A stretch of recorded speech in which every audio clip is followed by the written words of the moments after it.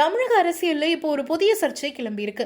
அதுவும் நம்ம கேப்டன் அவர்களுடைய மனைவியும் தேமுதிக பொதுச் செயலாளருமான பிரேமலதா விஜயகாந்த் அவர்கள் தமிழக அரசோட ஒரு முக்கிய நியமனத்துக்கு கடுமையான எதிர்ப்பை பதிவு செஞ்சிருக்காங்க.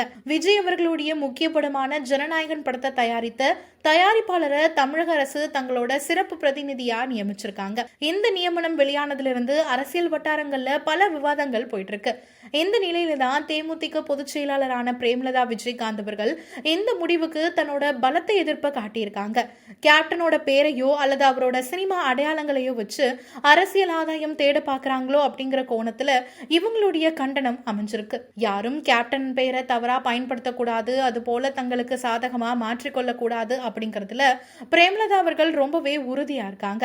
கூட்டணி அரசியல், தேர்தல் முடிவுகள்னு அடுத்தடுத்து பரபரப்பா இருக்கக்கூடிய இந்த சூழல்ல விஜய் அவர்களுடைய ஒவ்வொரு செயலுக்கும் இவங்க அதோட எதிர்ப்பை கரெக்டா கொடுக்கறாங்க அப்படின்னு சோசியல் மீடியால இவங்களுடைய செய்திகள் பயங்கர ட்ரெண்ட் ஆகிட்டு இருக்கு. தமிழக அரசோட இந்த நியமனத்தை பத்தியும் பிரேமலதா விஜயகாந்த் அவர்களுடைய இந்த எதிர்ப்பை பத்தியும் நீங்க என்ன நினைக்கிறீங்க?